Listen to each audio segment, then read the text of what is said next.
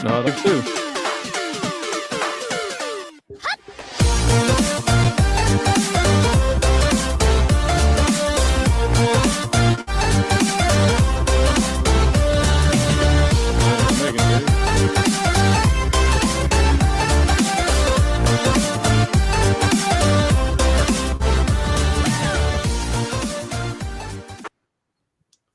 And we are live.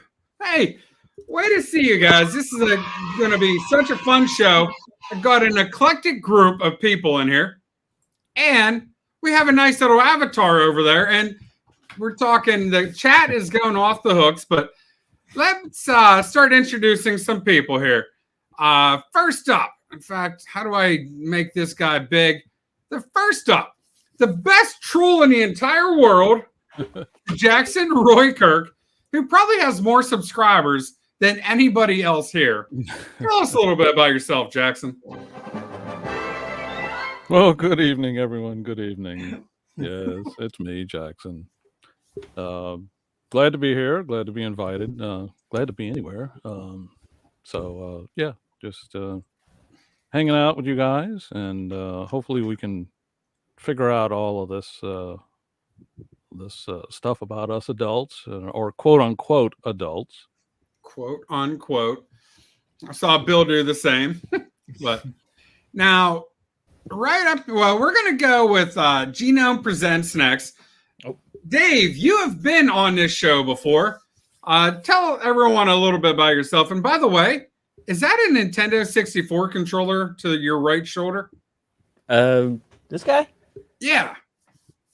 I don't know, actually. It was a gift, and I'm not sure. I didn't pay it's for a it. neon like art piece, if you will, right? Yeah, I kind of like it. It's a new addition. Yeah, the wife gave it to me for birthday this year, so Wow. Kudos to her. That beats the usual arsenic in the coffee she gives you. Yeah, I know. I don't know why I'm pitching like this. But you made it another birthday. A little about myself. Yeah, a little bit about yourself. I am not the pervert. And your fantastic channel. Oh, okay. Yeah, the variety channel extraordinaire, the guy who no longer really collects comics, has been invited to a comic panel, but it could be interesting. For those of you who know me, know that the channel kind of covers everything from music reviews to movie reviews to comic reviews and everything in between, including really bad food. So thanks for having me on tonight, Matt.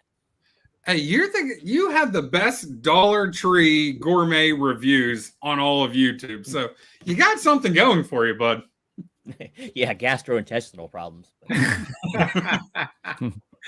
Well said. And last and certainly least, the big guy, Jackson paid him. Mag Musings, who has, honest to Pete, the greatest pre-horror or pre-code horror book collection, I think, on Earth. Tell us about yourself, Bill. Oh, I wish. So Bill Miller, Comic Mag Musings is the handle, as the kids say. And I've been collecting for many, many, many years, probably since the 70s, off and on, though. And I've been on YouTube for, 4 or 5 years, maybe. And it's just been, it's been wonderful. It's a great comic book community we have on YouTube. Finally, I got Dave off the panel.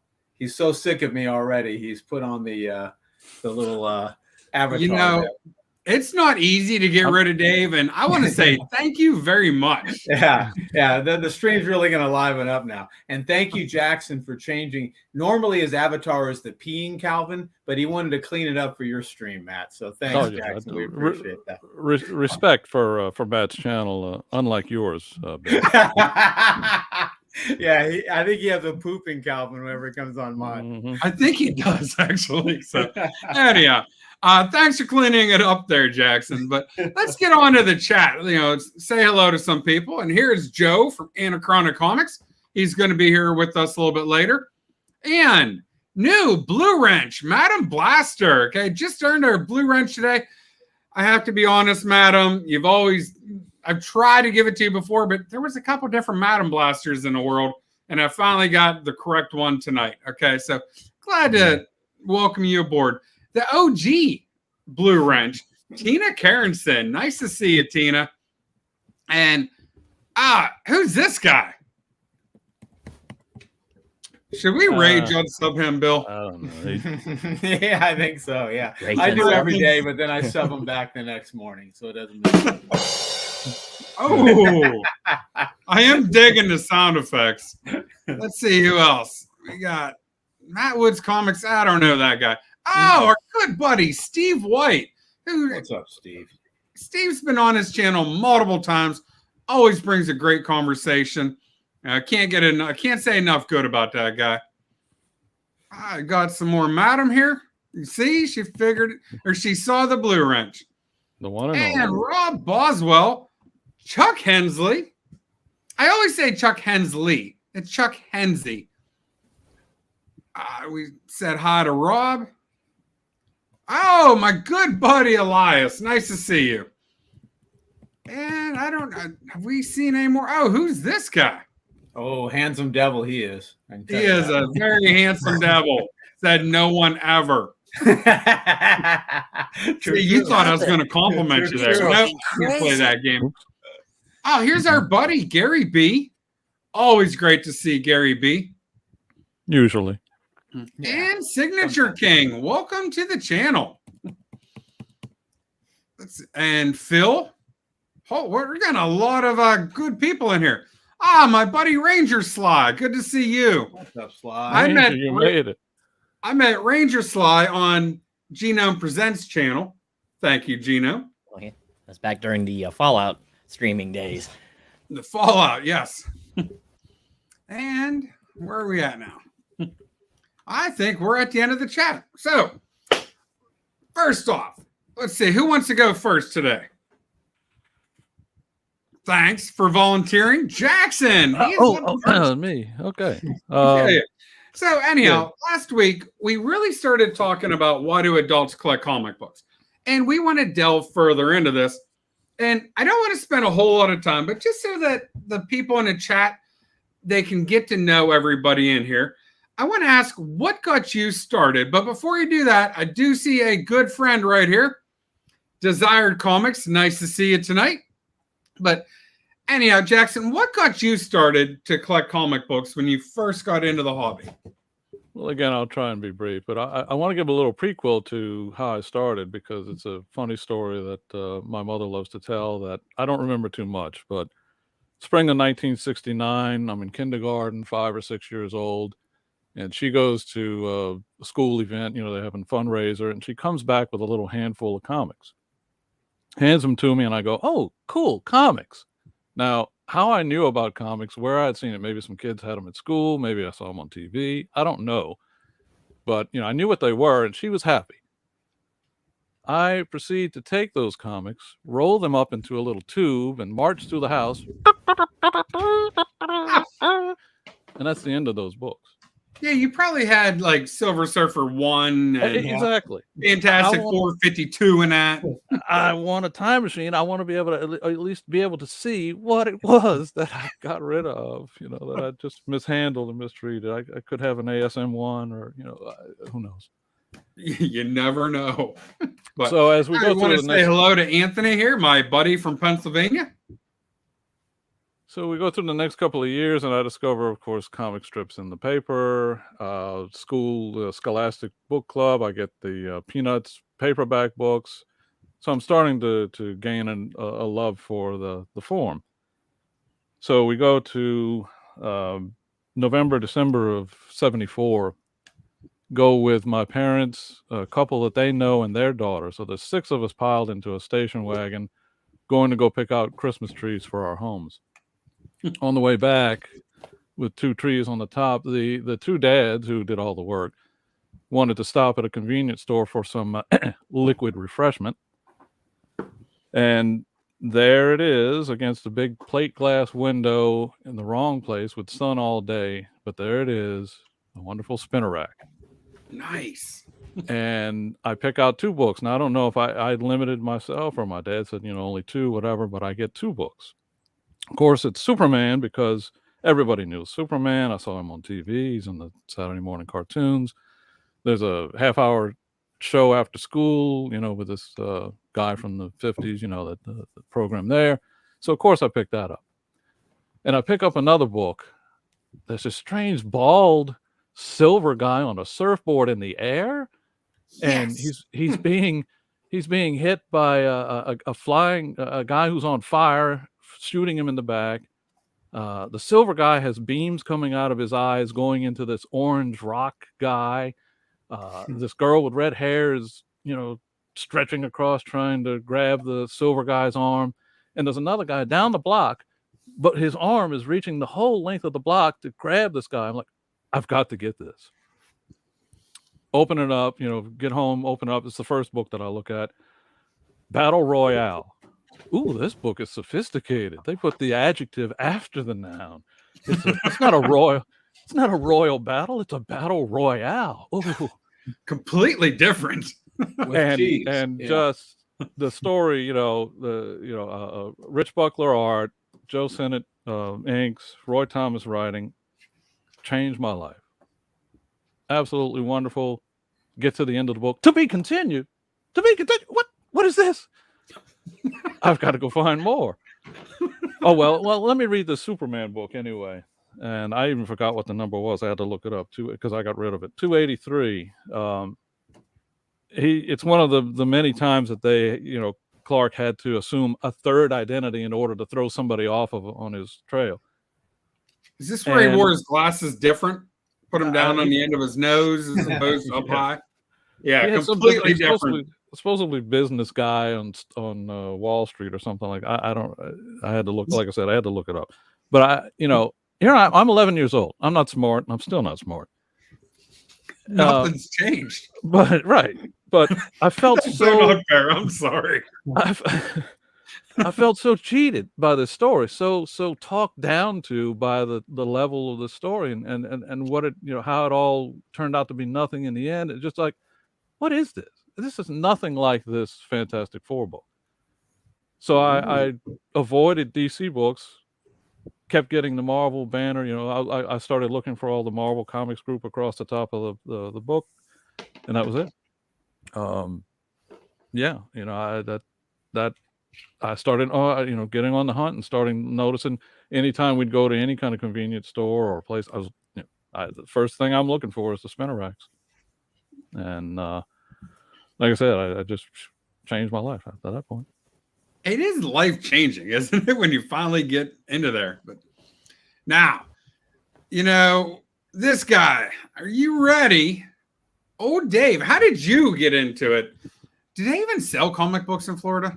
Yeah, lots of them actually, everywhere. Convenience stores, grocery stores, ladies' lingerie, all the different shops that you could go out and spend money. There was comic books, but it's funny. Bottoms up, the gentlemen's club used to frequent. Yes. Spider-Man with every ticket, But it's funny that Jackson dared mention Roy Thomas because we know how much Matt despises Roy Thomas. So you better be good about Roy Thomas. Watch your words. It's funny. I know all my bread is buttered. My walk down memory lane is a lot less colorful than Jackson's, but it was I was gifted a comic. My first comic. I do want to say, hold on. I'm sorry, Dave. I do want to say, give a shout out to two great people in the chat, Kenneth Bird, and I saw Mem up in here. So it's great to see these two people, amazing members of the community. But all right, I'm sorry, Dave. Go ahead. Oh, no problem at all. I've completely lost my train of thought. So where was I? Oh no, you were gifted a comic. The first comics in my real memory that I ever collected were like the He-Man comics that used to come with some of the toys. I remember getting those. I didn't really collect them. I read them and then tossed them. But my very first, it's funny is a lot of people don't know exactly when their habit started. I know exactly when mine started. It was Easter of 1986, I think it was. And it's because I was at a friend's house. We had just moved to Orlando. I was probably about 86. I was 10 years old. And I had gotten for Easter like this gigantic plastic egg, right? And it had all kinds of stuff in it, and candy and stuff. But it had a comic book inside of it. Ooh. I still have that comic book. It's right here. West Coast Avengers number 16. It's a bit of a reader copy. But I wore this thing out. That's the actual copy? This is the actual copy of the book. See, And that's this kinda gold. It started everything. Yeah, it's old. No, January. but it's gold. Yeah, It if you is have the gold. original comic that you ever bought, that's amazing right there. I technically didn't buy it. This one was gifted, but it did start. I think the very first comic I ever bought, which I have in the other room over there, was Punisher War Journal number 2 and 3. I bought them from a buddy of mine from school who had collected it before I did. But the funny thing is, this is a very strange book to start your comics journey on, because there is nothing kiddie about this book. This one is like all dialogue. I mean, there's some battles in here, right? But it's like a huge dialogue heavy kind of story. This is almost like a like an Alan Moore or something, but it's a little bit dark and twisted. And Hank Pym's not doing so well right now, and he's not doing too well with any of the ladies in this book. And well, like Madam says, that book comes in parts. Yeah, it does come in parts. All right, it's very very modular. So yeah, this is my comic journey, but my collecting journey started with Punisher and Punisher War Journal number 2 and 3. I remember that very well because, like I said, I used my lunch money and bought them from a buddy of mine. So that was kind of it. And from there, it was because I collected probably as much or more like sports cards at that point, and comics were back and forth with that sports card. So some years it was more comics, some years it was more sports cards, and that all went away probably about 94 or so. Sports cards a little earlier than that. So that's kind of in a nutshell my collecting journey. I got a comic and an egg, and it hatched into a monumental money pit. Monumental money pit. But I got to say hello to Hialeah, Comic Bro. And I did see my buddy Trev. And let's see, did anyone else show up? No, I think that's it. But all right, last and definitely least, my good buddy Bill. I got that one in there, Bill. Because I know I got a lot of one-liners coming my way. Getting them in early. All right. So what got you into it, sir? I got into it, I think when I was grocery shopping with my mom, when I was just a wee lad, and I saw Micronauts number 1 on the grocery shelf next to the magazines and stuff. And I don't think I had any money, so I'm sure I bugged her until she bought it for me just to shut me up. And that kind of got me into it. But I was into collecting mainly sports cards long before then. So I was a little trailer trash fellow with no shirt, no shoes in Phoenix, Arizona, where it's 120 degrees. And I'd run through the alleys from shade spot to shade spot to go to the Circle K to buy my older brother a Reggie Jackson bar and a Mountain Dew. And if there's any change left over, I can get a pack of Topps baseball cards. So that's kind of how the collecting journey started. But comics specifically was Micronauts number 1. That's why that's a special issue to me. Unfortunately, I had a decent amount of comic books and hundreds of thousands of sports cards that all mysteriously disappeared when I came back from the Army. Where they went, nobody seems to know. So all my collecting it's all new stuff. Nothing from when I was in the ET cartridge landfill. I think Jackson might be behind it. Now, I did think so because I read an editorial about some knucklehead kindergartner in New Orleans that beat to hell his comic books, rolled them up, played them as a trumpet. So I was always careful to take care of him. And I think he was 10 years old. I think that's early in New Orleans for a kid to start kindergarten. Let that be on the record. Wait. but I did put out a video since Raul is here, Hialeah Comic Bro. I think it's either 3 or 5 comic books that 12-year-old Hialeah would be surprised that I've acquired.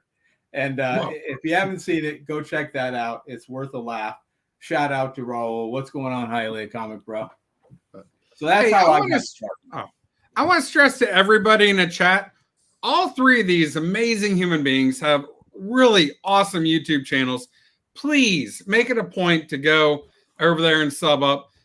Wrenches, if you could do a giant solid and start posting people's links, it would be much appreciated. But, I know that Bill, Dave, and Jackson Roykirk all have, seriously, some of the best YouTube channels out there. And which video are you talking about, Bill? I can't remember it. Hialeah would know. I'd have to look. It was done a couple of years ago. I asked him permission, said, "Hey, can I do this?" And Javi, who was also kind of more in the YouTube game at that particular point in time, because I stole some clips from one of his videos as well. But I think it's like the 3 comics that a 12-year-old Hialeah comic bro wouldn't believe I'd have, or something like that, because Hialeah did a series where he would showcase 3 to 5 comic books that his younger self didn't think he'd ever acquire. And so it was a play on that. Hey, while we're on I got here, a bad feeling about this. You should. As soon as you joined a stream with me, you should have that bad knot in your stomach. Oh yeah. but all right. So the next thing I want you guys to talk about, and guys, feel free to jump in on here anytime if you have something to say. Anytime Bill's talking.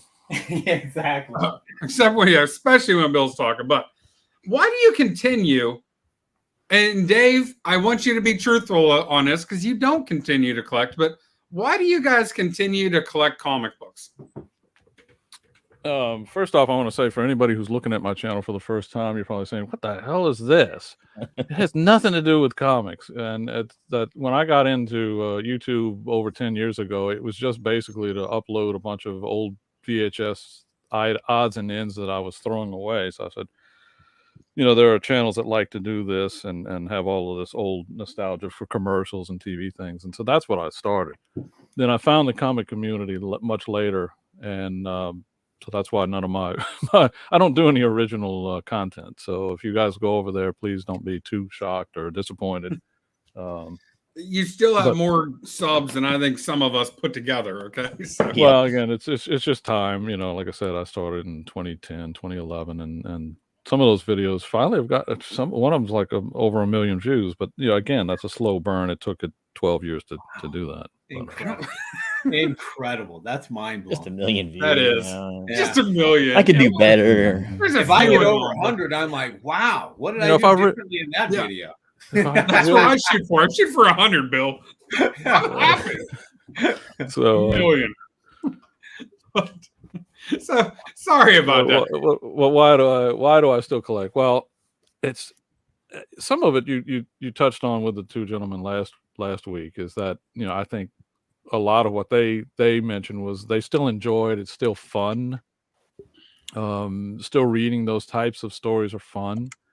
To some degree, I'm still trying to recapture that almost Christmas Day fun of reading that battle royale and just how much it meant to me. And I still have the book. Actually, I do have the book. You're another one that still has the book. I have that copy complete with the Marvel value stamp cut out. So I had to buy another copy later on. That didn't. There's I still have crazy Marvel value stamps. Yeah. A friend of mine and I just went hog wild and cut up all our books at one point in time. I still have all the value stamps in a little metal Band-Aid. If you remember, anybody old enough to know that Band-Aids used to come in a metal tin. I have all of those. Say it. I remember. I have a bunch of those. I don't have all the value stamps, but I have all of them in that, or all the ones that I have in that little tin. For Jackson's age, they came in Damascus steel tins. No, in my day, they said, "Tough it out, boy." His Band-Aids. Band-Aids came in bags of dirt. They were burlap. But old rags. You just wrap them out. So we have a question here. Okay, question for Genome Presents. Okay, how hard do dinosaurs bite? Grant is a regular in the Friday Night Hangouts, so I get used to questions like this from him. Grant I don't know. cracks me up. Okay. You have to ask Ankylosaurus or Styracosaurus how hard he actually bites, but I don't know. I think the Newton force is about 2.5 tons on on most carnosaurs. So why do you continue to collect, Bill? I don't know. That's a many layered question, right? So I'd say because I it's not necessarily always to read the comics, because I have that Marvel whatever the hell that is, that digital thing where I can read most of the comics on there. Plus, I have probably over 1,000 trade paperbacks, and so I've got so much reading that I could do. Options there. In some cases, it's to read the comics because I couldn't get it elsewhere, mainly like the Savage Swords or things like that. But I'd say a big part of it is an appreciation for interior art, for cover art, and it's easier now with the advent of graded comics to justify comic book purchases as an investment vehicle. Now more than ever, I think. And so I think that when you can say, well, with this portion of money that I'd like to invest, I could put it in a stock that's essentially to you a virtual entity, or I could buy a painting or a coin or a comic book, and I could enjoy a physical object and still have it perhaps appreciate, perhaps break even, and protect the principal. And so I think it's more attractive because of that. But for me, I mean, I love so many genres. My first love is probably Bronze Age because that's what I grew up. But I've really gotten into a lot of pre-code comics, Silver Age. But I've kind of jumped in and out of collecting along my life, depending upon what my priorities were at the particular point in time and whether I had 2 shekels I could rub together, which I didn't for a vast portion of that time. So you do what you can, but I've always enjoyed it. And since discovering the YouTube community, I remember Rod the Rican reached out to me on like my 3rd video, and that always stuck with me, and that always meant a lot to me, where he promoted my channel. Gosh, this was 5 or 6 years ago, I guess. And I thought, wow, that dude's really cool. And if the others in the community are half as cool as he is, that's a community that I'd like to be a part of. And so, thus far, it's proven true. And so I really enjoy the time I spend hanging out with other collectors, not so much making the videos or editing the videos. That's not my strong suit, but hopefully putting out some books that people enjoy seeing and being able to discuss them. Well, I love the sound effects, Jackson. But no, you put out great videos, Bill. But Steve has a question. Okay, how many in this? I don't know if you would know this. How many EC horror books do you have, and what's your favorite? Oh, I would not know that. I don't know if you can count that high without fingers. I don't have that. I don't have nearly as many as I'd like, and I don't have a lot of the big ones, unfortunately. Like Crime 22 might be already out of my price range. Shock Suspense 6 is getting to that point where I can't afford it. So I don't have a lot of the big ones. You know what? This is probably you can't see it, so I'll take it out to show. But this is probably still my favorite. Don't look, children. Don't look. Your setup of that was pretty epic, my friend. There we are. This one's probably my favorite of the EC horror books. Love it. I got this 3 years ago, maybe 4 years ago, something like that. But I've gotten more expensive ones, but this one's still probably my favorite. Where's Chewbacca? We need that full screen. We do need Chewbacca. But I was actually going to get Chewbacca out, but I was running a little late today. But you're better than that, Matt. I'm better than that? Yeah, you're better than that. I like Chewbacca. But so now this guy, Dave, you don't collect anymore. What made you get out of the hobby? A guy who actually liked reading comic books, actually liked collecting them. What made you get out of it? Well, age and learning. I guess sometimes you learn from your mistakes. And right around the height of the comic book crash is when I got out. And I like to say I saw the writing on the wall, but I really didn't. But when I got out of it and then checked back in on things a few years later, then I realized that the writing was all on the wall, and it was kind of just ruined for me because my whole collection, because most of my collection got ruined anyway in that flood in the house or whatever. So very little of what I had even remained, and what I had was not worth the paper it was printed on for the most part, you know. And I thought I was going to be rich in 10 years after buying all those McFarlanes and Liefelds and all that, right? But you know, they took the whole world for a ride for for a couple of years. So what's going to say? But that really Did wasn't the this have problem. anything to do with it? What's that? Grant? Did this have anything to do with it? Oh, Dave got married. No, that was much later, actually, 2013. But you know, it's funny because you know it wasn't the publisher's fault. I mean, people were buying it. You make more product when people are buying, and you know what I call it, the Duck Dynasty syndrome, right? You just keep pushing it while your star is hot, and then you At you some let point it drop. doesn't But work anymore, right? Yeah. I kind of thought I was gonna get maybe back into it around 2007 because I was like, these things are still like $1.25. Why don't you go ahead and collect now and try again? But you know, there are other things come up, you know, adulthood, and I had more other toys I wanted to spend my money on, right? And that kind of just it's persisted ever since. And I've never really started collecting. Last year or 2 years ago, I started to kind of recollecting a little bit of Conan. I was going to say, you wanted a Bashima run. I want the Conan. entire Big John Buscema run and a little bit of Sal. I think there's 2 issues of Sal in there too. I just want all of those and maybe all of Punisher Volume 2 because Punisher is always my favorite. But really, I haven't collected since '94 in any serious way, really. So that's why I was kind of surprised to get the invite here. But you know, I'm the kind of guy that'll tell you exactly how I feel, and I think the comics industry is predatory, even beyond like all the dreams of avarice. You know, I mean, some of that's just to try to stay afloat. I see what they're doing. You know, we had a lot of this in the early '90s, late '90s or mid '90s too. You know, variant covers this, variant covers that.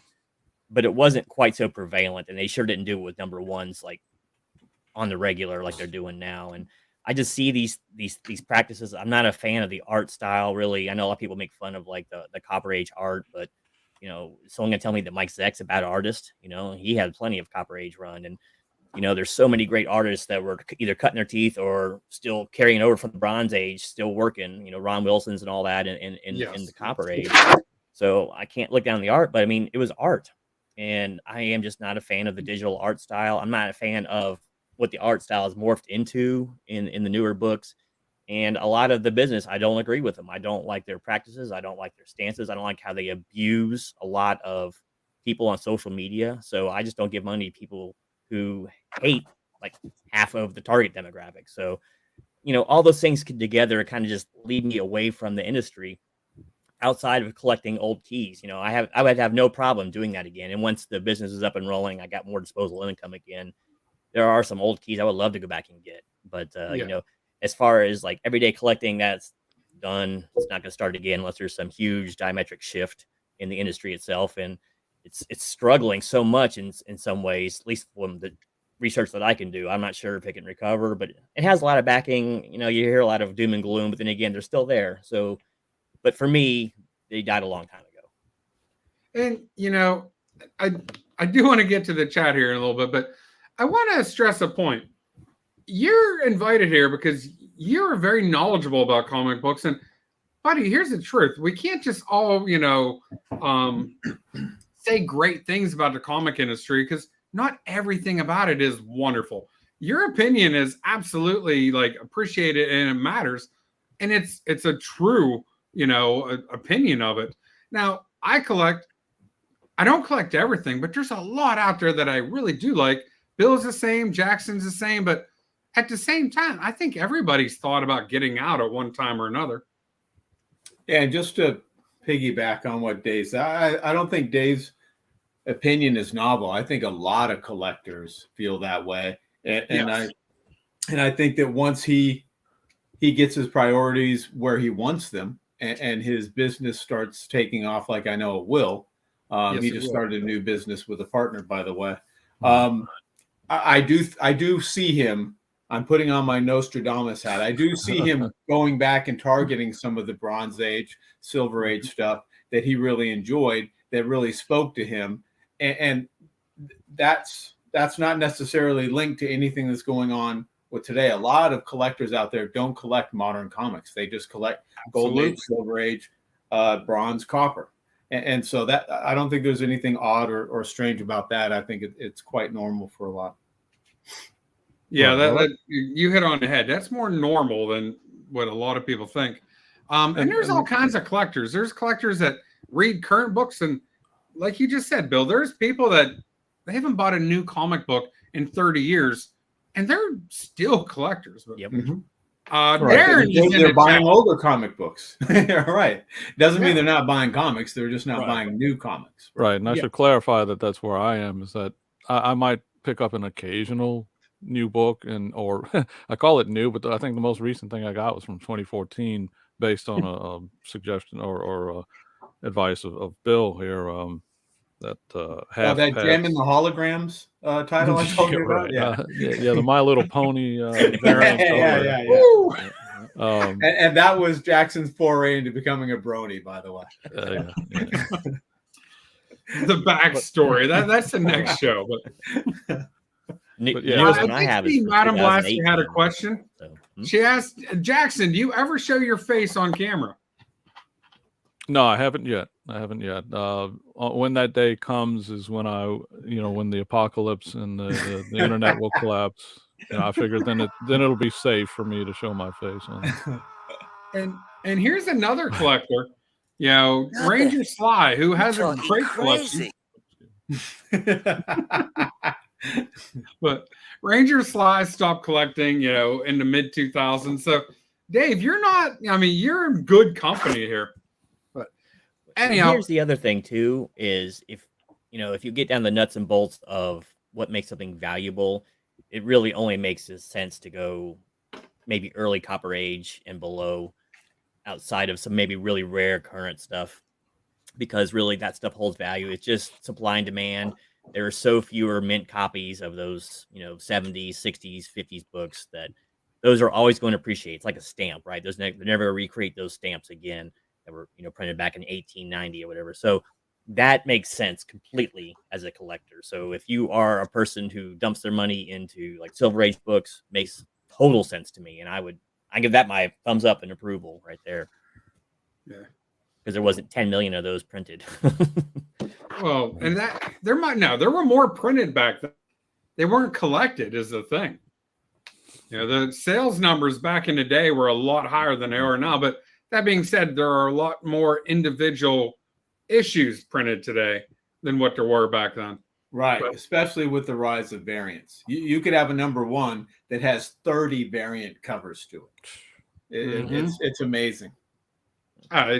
If you get, whenever Amazing Spider-Man did their new reboot for the 5th, 6th time last year, I think there was like 150 different variant covers for that thing. Way too many. And that's just the industry knowing that run's not going to last, and they're trying to cash in on that number one / variant like hype train that goes on, and they get a quick influx of cash, and then plan to write it off in 10 to 20 books. So, in my opinion, that's what they're doing with it. But For our younger crowd that's because I know there are a number of younger people in the chat. This is what it's like when you get old and crotchety. True. You'll be there one day. You'll see what we're talking about. Yeah, we'll be there in about 40, 50 years here, Dave. Yeah, because you and I think are the same age. We're much younger than Jackson. There's Methuselah. Yeah. Methuselah. Get off my yard. Anyhow, bottom tier collector. He's trimmed his collection down to his favorite characters and titles. He will buy new and back issues of what I collect. But if I want to try anything out, I don't read or collect. I go digital or trades. Yeah, that's the way to go, because especially with everything on digital, you don't have to buy the physical floppies anymore. But yeah, I'll read some modern stuff, but it's mainly Marvel through the app.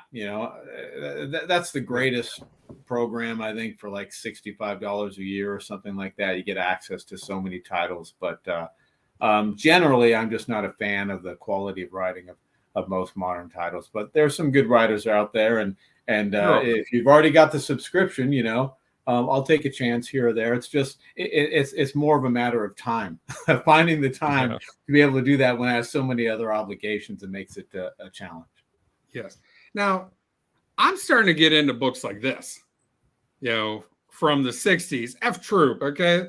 Mark Andrews. By Larry Storch. It's funny. Yeah, Mark Andrews, who he's always in chat. He has a lot of these, and so does Milt from Flowers Comics. So I started seeing things like this. I got this from Collecting with Durs. He posted it and for sale, and I'm like, oh, dude, I want that book. So like real quickly, I did a video of a comic book unboxing in a small town in eastern Arizona. Where it was a roadside attraction that is now desolate and abandoned, that was made to look like the F Troop. Really? Set. Yeah. So it was pretty interesting. Yeah, it wasn't a license by F Troop or anything like that, but they sold F Troop merchandise in their store. They had the stockyard, the little watchtower, all that stuff that looked like it was from their set, and it's been abandoned since the 80s, I guess, maybe early 90s. But if you look at the unreleased footage that Bill took, he actually went in there with his AR ahead of time and chased the meth before he shot his video. I did, and I was wounded in the shoulder, but much like Rambo, I sutured it up myself. Said to hell with band-aids; those are for sissies. And I kept. You are much man, Bill. Do that thing again, Jackson. That was awesome. That was Dave. That was Dave. That was Dave. Yeah, I got my stream deck going again. But I can do it too. We both got reverb. We have access to reverb. I need to get all high tech like you guys. We just can't abuse our power. So, gentlemen, Yeah, anybody who wants, you're suffering from insomnia. That's Bill's channel. Just go search for all the videos that say unboxing. And there are a lot of them in there. That's true. Yes, there's just pick any one. You'll be fast asleep. And there's out of the 6-minute video, about 5 minutes and 55 seconds is me opening the box. Sharpen your knife, sir. You mentioned my name in one of your videos one time, Bill. And I've watched a lot of your videos. Not all of them. You have a lot of videos out there, but It's true. I'm like, I forget what you even mentioned me for, but you were like cutting me, and I was like, that's awesome. I don't even know if you remember that. It was like 2 or 3 years ago.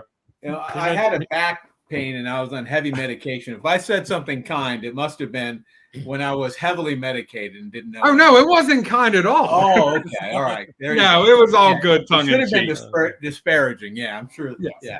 He says Very much my so. name. He says my name a lot, and I tell him, "You keep my name out of your." Oh no. Yeah. Jackson close. came and slapped me. Keep my name out of your flim flamming mouth. So, gentlemen, is there an end game to your comic book collecting? Like, is there a certain point you want to get at, or is it just going to keep evolving? It's funny you mentioned that because I was watching videos on people talking about that, in game. I was like, what the hell are they talking about? And so I'm watching this or seeing some of the live discussions about it and went, oh, okay. I said, well, when I hit 60, I really need to stop. I've got boxes and boxes. I've got shelves of trades and collected editions I haven't read. I've got stuff from the 80s, 90s, and I need to stop. I said, when I hit 60, that's it. I just need to start clearing out, reading and getting rid of what I've got. And then it hits me a few days ago, like, wait a minute, I've hit 60. 20 years ago. I hit 60 in April. Happy And birthday. I just placed an order from my comic shop. I'm like, I can't stop. They get you on the comeback, Jackson. I can't stop. It's like I'm not there. That 60 came a lot sooner than I thought, and so I'm probably gonna have to extend it to 70, I guess, because I keep watching too many of these good videos, good shows, good live streams where they're showing off books, just like you were showing that F Troop. It's like, okay, now I want one. So yeah, I don't know what quite the end point is going to be yet, or when it's going to start, but I do have things already set aside that I need to unload somehow. My great retirement fund that I started collecting in the 80s and 90s is not turning out. So I think John's Comics with Kids mentioned something about just he just wants to unload them. Just give them away as long as they're in the hands of another collector who can appreciate them. I'm kind of getting to that point where it's like I'm not going to make any money off of this. They just need to go. I don't want to have all of this around me. When I'm too old to do anything else with it. So let me start sending them out. We have another great friend of the channel and one amazing human being, Anachronic Comics. He says he's going to stop collecting when he's 80. And I think he has another full decade, before he gets there. But I think what happens, everyone, as you age, you hit that, man, I'm 20 already. And then you're like, holy smokes, I'm already 30. And you remember when you were 15, 30 was elderly or older. Not elderly, but you get my point. Then you hit 40, 50, 60. You're not done living. You're still a living, thriving human being. And so, like, those dates don't mean anything to you after a while. It's just a number on a board, and you hit 60, buddy. You're gonna Darren. Much like the comics, we need to have a sliding time scale and just we just keep I'm still acting or still, reading all of these things just like I was when I was 20. So, yeah. Yeah. Like you don't change. That person who you are at 20, you stay that person for a while. You evolve, you do change a little bit, but that essence of who you are, it never goes away. But Darren, he wants to give you his address all the way down in the land of Oz. Yeah. It's for you, Jackson. You keep waiting for that, Darren. It's coming one day. One day. It's coming one day. But so Dave, Dave, you have books that you still in a collection. What's your end game with them? I don't know. Pass them down in 3 or 4 generations. They might be worth something. I don't know, but my collection is so minuscule anymore that I don't really have much of an end game. I'll probably give them to family or something, or maybe I'll sell them off if I get a little behind on rent. I need to eat some ramen. That might pay for a packet or two. But outside of that, I'm pushing 50 myself. I got more expensive toys on the horizon. And what's funny is my things that I collect have changed over the years, and there's no good way to say this. It doesn't sound risque, but like anything I collect nowadays, I like to be able to manipulate and like. The guitars, vehicle stuff, woodwork. I don't do too much woodworking anymore. I knew he'd say that, but I just like physical things that I can do things with, and with comics, you tend to look at them. Sometimes you put them out for display. I have like a couple for display up there, but for the most part, you don't ever look at them again. You put them in a box or something, or in the closet away from any UV light that could harm your investment. And right. That's just not the kind of collector I am anymore. I usually like just to go out and do stuff with my money. So, but there's a few other things I would love to collect. I'd still like to get like an ASM 129 at some point, in some grade, just because the Punisher is always my favorite. And, this is his logo, by the way, no matter what they want to try to change it to. More modern sensibilities. But so, as far as in-game, it's probably just to give my comic collection to someone much less fortunate than I. So there's no money in it. Seriously, I probably sell everything I owned right now as far as comics and probably get maybe $500 for it all, if I had a really desperate collector, You happened to get in the late 80s, early 90s, whenever everybody was collecting. Everyone bought them off the rack and put them in bags and boards. And, those books will find their time and appreciate. They just haven't had it yet. Yeah, they are. They're starting to. Yeah, somewhat. And here's how stupid we were back then. We used to like shun newsstand stuff, right? Oh my gosh, you have the UPC on your cover. We're not going to get close to that. I like that's the only cool thing that's worth Spider-Man emblem. Yeah, but bottom tier. Okay, once he completes his goals, and he thinks he's about 5 years away. The only single issues I buy will be what I already collect, and I'll just go digital. Okay. Yeah, that's not a bad idea. His collection is for his kids. But Bill, you are acquiring a massive collection. Are you just going to ship it off to New Orleans for it then to be shipped off to Australia? Well, what's going on with your collection? Exactly. I'm kind of in, I guess, over the last, I don't know, I've always sold graded comics for years and years. I mean, I bought CGC comics in maybe 6 months after they started. So I've been in that game for a long, long time. And I sell on eBay, I sell on consignment sites, and I have for years graded comics. And then just recently, I was like, you know what? I got way too many raw comics that I just don't. I like them, but I don't love them. And I want to trim the collection down to the point where, number one, I can generate some money to buy some things that I do want. And number two, just get things out of the house that I'm not in love with. And so I've been selling on eBay, maybe runs here and there, but mainly I have a little booth in an antique mall, and I put raw comics in there. Just came back from that earlier today, and collectibles, action figures, things like that, and just move them through there and rehome them with people who would better appreciate them and kind of help get them out of here. I probably have 15,000 raw comics, and so I need to trim that down. I want to get that way down, and I probably have 1,500 graded comics, and that I don't know that I'm going to get that down a whole lot, but a lot of them, after having reorganized them with Mrs. Musings the other day, I at least have a better handle on where they're located when I do sell them. I don't have to look through 20 boxes to find the one that I had just sold. But I'm going to originally try to complete the targets that I established back 20, 25 years ago, where I said, I want to get these bronze titles 1 through 20. And in addition to that, I'm definitely getting into a lot more pre-code stuff, Warren magazines, things like that. I'm going to get to X11 Bravo's comment. But I want to get back to something you just said, Bill. But X11 Bravo, they will find him laying amongst his comics.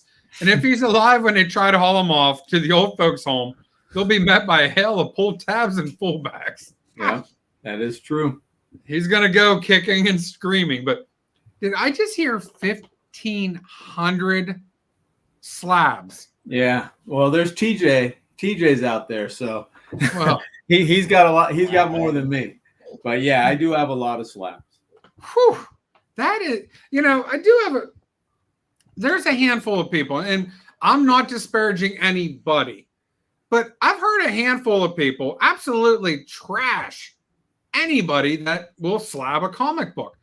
And listen, if they don't want to slab, there's nothing wrong with that. And I fully mean that this is a personal hobby. There's no right, there's no wrong way. But tell me why you slab comic books. The vast majority of those, I didn't get slabbed. I purchased them that way. Yeah. I think I've gotten maybe 175 around there. I've sent in and gotten slabbed myself. But the vast majority I bought because I wanted high grade runs 1 through 20. In some cases, a little bit different. Ghost Rider, I'm working on the original bronze 1 through 81. Ooh, they will all be 9.2 or higher. Conan, I'm working on 1 through 50. They'll all be 9.2 or higher. So I've always wanted that. And so I could have a raw and I could say, yeah, this one's a 9 point.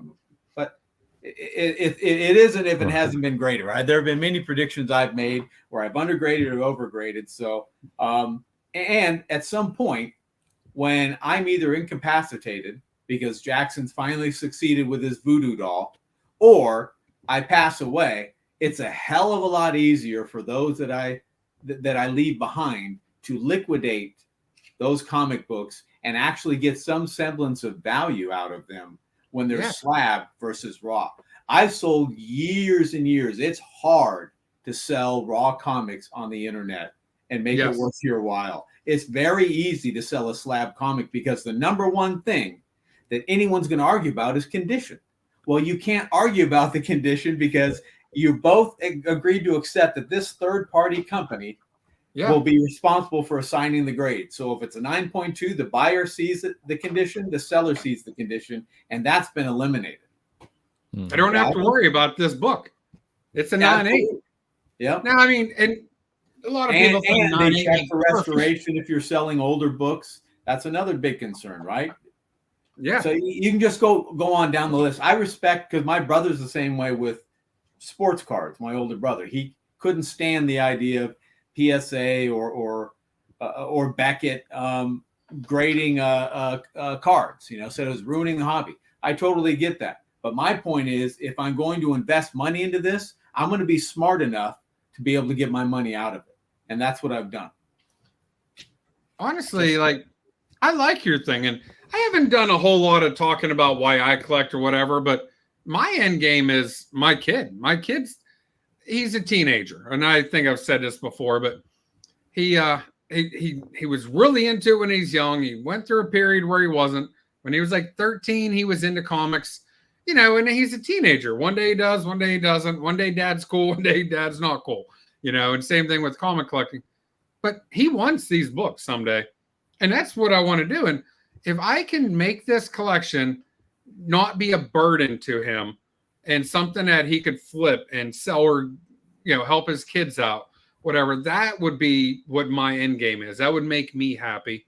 Because there's a lot of people who, they give books to family members, and it's overwhelming to them because their collection that they loved and cared about isn't the same to the people that will end up getting them. Exactly. And in most cases, just to hammer home my point, because I've thought about this, I've done a lot of research on this. Most of the time, it's not a burden to the family, because they call the first person who come in and offer them the dirt lowest price for anything, say just get them out of here. And then it's not their burden anymore. And they lost about 95 to 98% of what was invested into those comic books. Whereas if they had gone the investment channel, there are people that would have paid market value for them. But it's hard when you got 10,000 raw comics.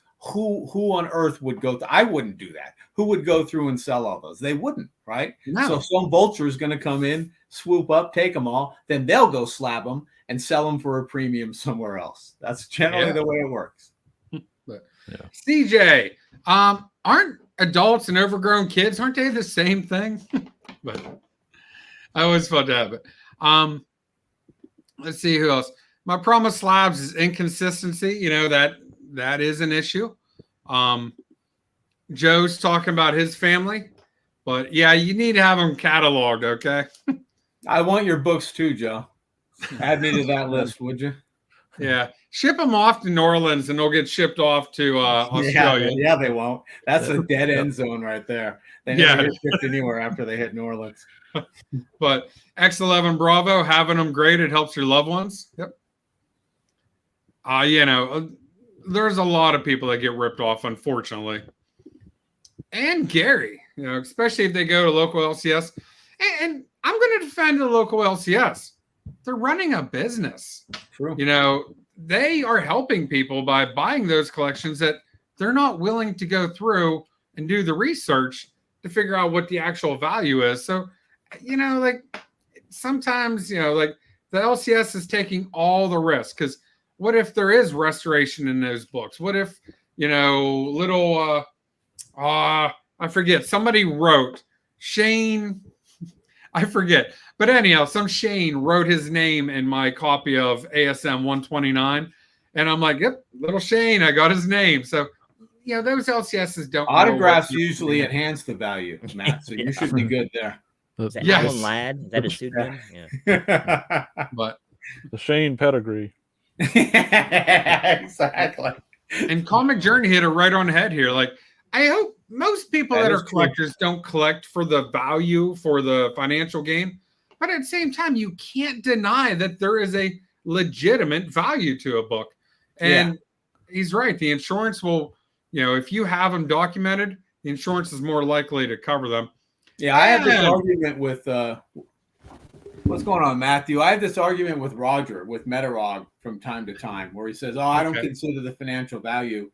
And I understand where he's coming from a collecting standpoint. That's why we all got into collecting, right? If I just cared about the even flippers, if they just cared about the financial value, well, there are probably more profitable things they could be buying and selling than comic books. So clearly they enjoy comics to a certain extent.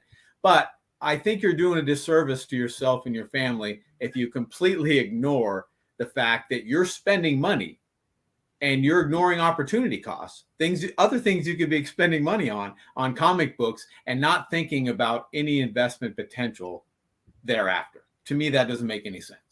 Oh, very well said. I want to give a big shout out to my great friend, Matthew Stivoletti, okay, from the Bay Area in California. And guys, this has been a great conversation. And I don't know if we're ever going to get down to the nitty gritty of why adults continue to collect this medium of comic books. Why do adults continue to read these stories? I think they're just good stories. And whenever we were kids, I think we're all, of a certain age, comic books were kid books, okay, to the older generation when we were younger. And then you realize, no, they really wasn't. It is a legit form of literature, American literature, coupled with art. And some of the stories are amazing. Some of the stories literally are geared for children. And nobody's denying that. But a lot of them were geared for adults. Just they were, in the funny pages, if you will. Many have likened it to American mythology, right? Much like the Greek, Roman, Norse, kind of our version of it. So, so you're saying in 2,000 years, somebody's going to dig up comic books and talk about our and they'll see my clutched bones connected to them. Never going to solid slab sarcophagus of yours. Exactly. No, it's a funny industry in the fact that the target has the demographic has completely changed. I was going to say that. When comics first came around, I'd say all the way up till maybe even the early 70s, maybe mid 70s, it was a child's medium. They would slip sometimes a little more adult themes in there, but for the most part, it was written for children. That was their target audience. It's like putting bubblegum in baseball cards. That went away in the mid 80s or so, when adults started collecting. And now I don't know a kid, and I haven't met a kid since the 80s, really, who collects comics. Right? It's just not, adults took it over. And it's a really funny medium, comics, that way. Sports trading cards are the same way. Yeah. Adults took that hobby away. Or not away, but they took it over. So anyhow, guys, we're hitting that point where we tend to wrap up the show. Where Matt needs to go to bed. It's Joe, Anachrona Comics. He turns into a pumpkin around the hour and 15 point. I turn into a pumpkin around the hour point. But anyhow, Jackson, do you want to tell people what you have coming up soon? I still have a few videos. There's not a whole lot left in the pipeline, but I do have some things coming out once a month now instead of every week. A few more million viewer videos. No, unfortunately, I mean, I haven't. I tried shorts out, and boy, was that a mistake. I got like 4 views. Stick to pants, Jackson. Yeah. So more of the same trailers from cartoons from the early 2000s, 1990s, odds and ends like that. Just more of that. Again, I'm rummaging around through some old tapes and see if I can find up some more things, but I'm starting to run out. So who knows? Maybe we'll see some original content from me one day. You'll find a new medium that you'll want to explore here before you know it. But yeah. Dave, the king of the Friday night hangouts. What do you have coming up on your channel? Before that, though, I think Master and Mrs. Blaster might be lurking in the chat there. So I wanted to show. We talked about collectibles earlier. I just have to give my thanks and leave Majors. Thanks to you for the freshness. Thank you very much. But the channel, I have quite a few things going on. I still got the Dollar Tree series going on. That's a fun series. It is fun, not for my gastrointestinal tract, but it's no, not at all. You found a couple gems in that, though. I have. There's a few. In fact, I just drank a strawberry cream soda the other night that I got from the Dollar Tree that I like. But got a few gems. I usually shoot stones. 5 or 6 of those videos just back to back because I get the camera all set in one spot. So here's a little behind the scenes. I change shirts in between, so you don't think I'm wearing the same shirt every single day. And that's a true fact. But man, I had to I've run done about that 6 before. things in a row that were just gagging me bad. So they'll be getting released sporadically here. So I got some more of the Dollar Tree series. I have a new guitar. It's coming in sometime this week. I'm going to do a unboxing review on that, and then a comparison video to another guitar that I have. So I have that. I have some long form content in mind to try now that I'm monetized.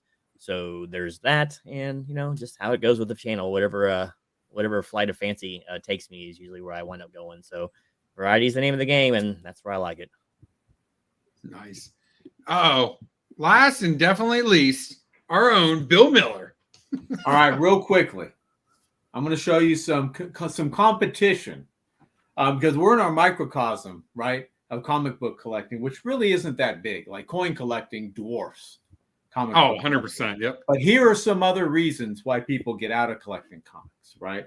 You get some people that collect original art. So that takes usually a little bit more resources than collecting comics. This is a JLA page. I think you got 1D in there. Look at Wonder Woman. Yeah. That is a dope OA. Years ago. You got people that collect vintage. This is Amigo, vintage toys, right? There's Amigo. There's a Micronauts. And so vintage toy collecting is much bigger than comic book collecting. I think That's this is what made bigger. Star Wars money. Pops. I don't collect Pops too much. I got like 4, but this is one of the ones I got. There's a Conan the Barbarian Funko Pop. Yeah, and he's got blood splatter on him too. He's got that even makes it better. Yeah. Isn't that awesome? That is. You got trading cards. A lot more sports card collectors than there are comic book collectors. Dwarfs our hobby. Yep. Figured you and Jackson would dig this. This is a McFarlane Conan creature. I've never even seen that. Yeah. Oh my. Yes. And here's the big one. You got a Ghost Rider. Oh, yeah. So this has been in the closet for what, 15 years maybe? Wow. Whenever I got it. And that's a nice, can't display. That's and that's a nice figure too. Selling things. I knew that was coming. Get them the heck out of there. Yeah, smart guy. I left myself open for Look, that. if and for you guys, I don't know if you guys know him, and for anybody in the chat, look for a channel called Spinner Rack Studios. Yes. He's got that out on display. It is beautiful. Tina's talking about that Ghost Rider. Yep. It's dope. That means cool. That's what the kids say to mean cool. They say dope, right? That's what they all say. Yes. Not in your neck of the woods. Yeah. I got my ear to the street, Matt. All right. I know what's hot. I know the lingo. You are wise, yes. But guys, I'm gonna be on vacation, and so I'm not gonna have a show for the next 2 weeks. So thank you, Jackson. But I will be back on the 25th to have some more content, and I don't know. Hopefully, it'll be as fun as this show, because this won't be. Unlikely. No, I mean, unless I have you guys back. But anyhow, yeah, what a wonderful show, guys. I really appreciate your insight and talk on this topic.